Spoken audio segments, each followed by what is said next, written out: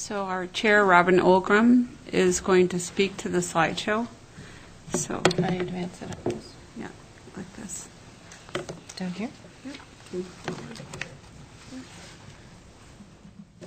Thank you, Mayor and Councilman, for letting us give you our annual update on the Moscow Arts Commission. As you can see, we have one of the largest, we have the largest commission, city commission in the city of Moscow.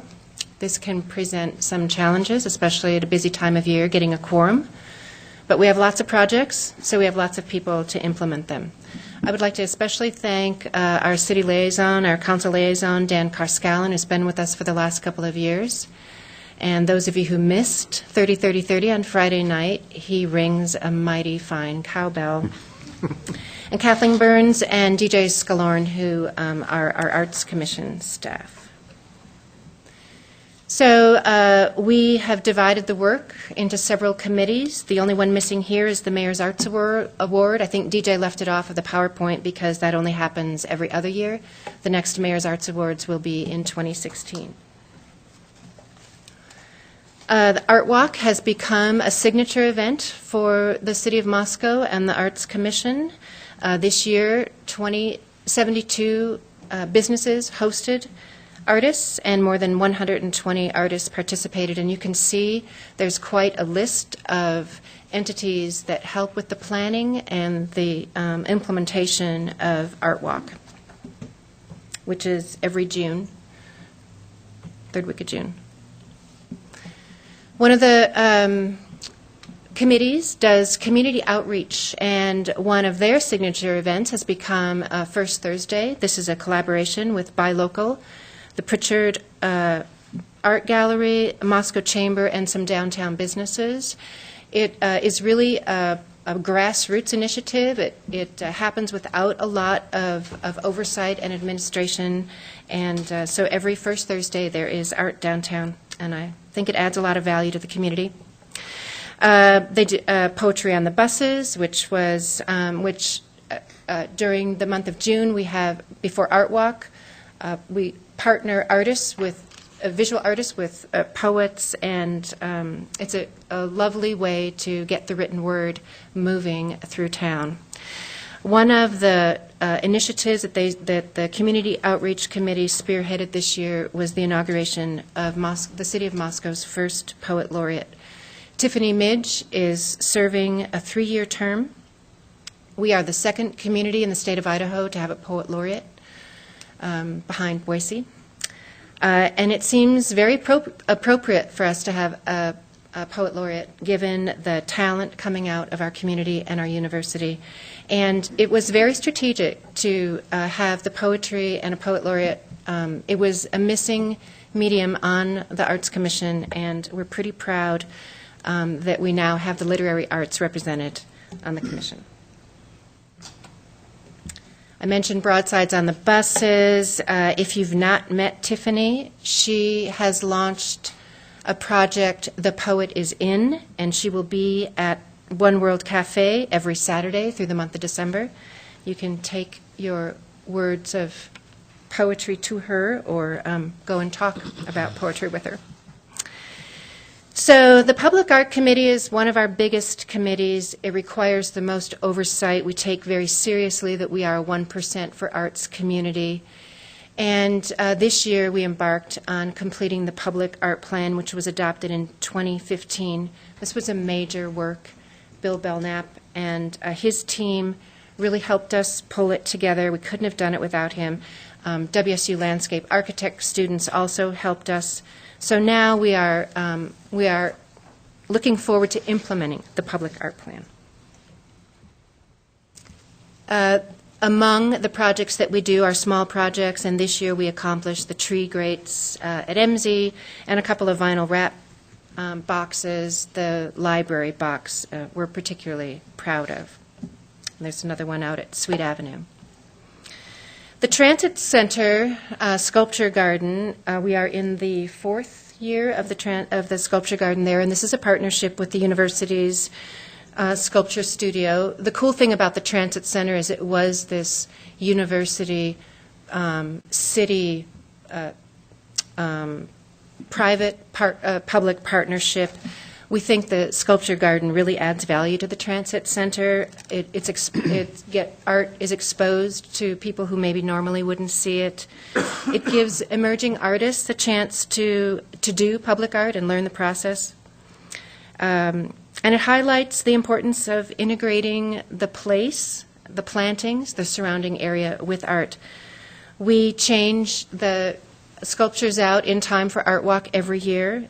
In the last couple of years, several pieces have sold, I believe most of them to Pullman, correct? Which is awesome.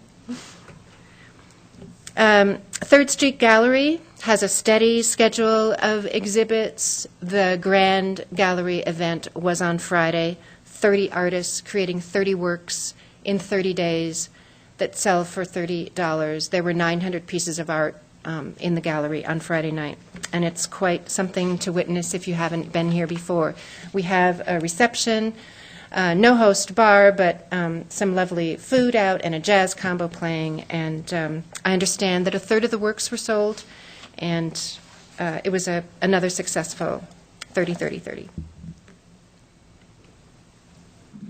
Entertainment in the Art is a great partnership with the library mostly, but again, we have companies and other entities that partner with us.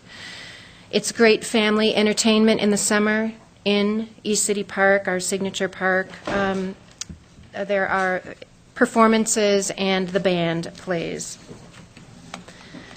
So this is the time of year that we start thinking about what's going to happen next year, and we have a nice list of activities we're looking at.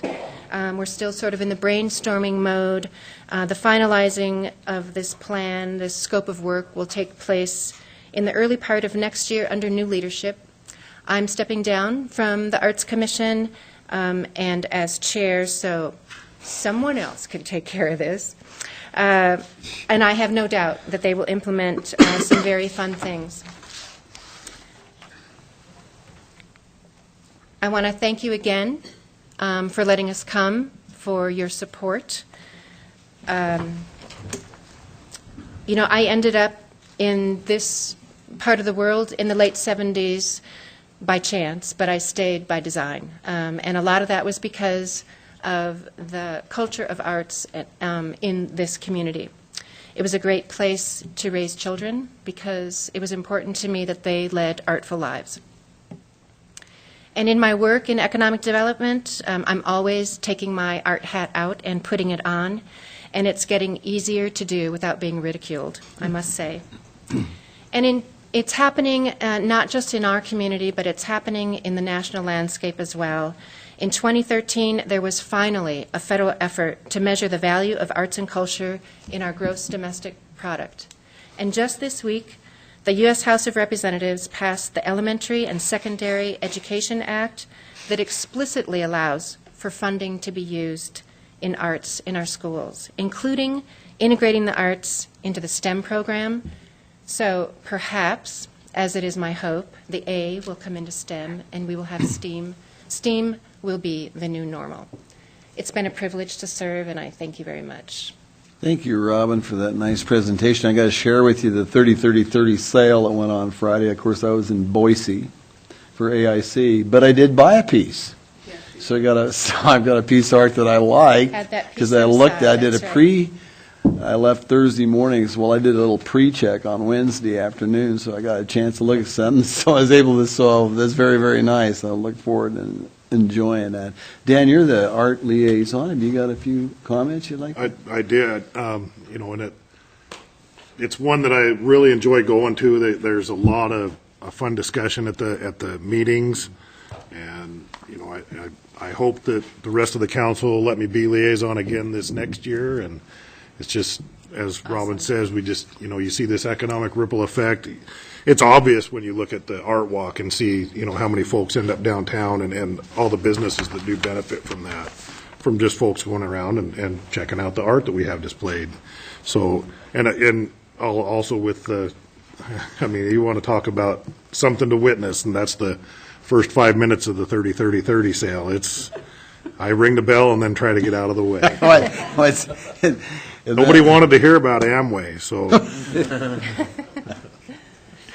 Thank you very much. Other comments for Robin or Kathleen? Well, I'd just like Art? to thank Robin for being the chair for these years and accomplishing so much, and your efforts are much appreciated, and we thank you and all the other volunteers for what you do. Absolutely. Thank you so much.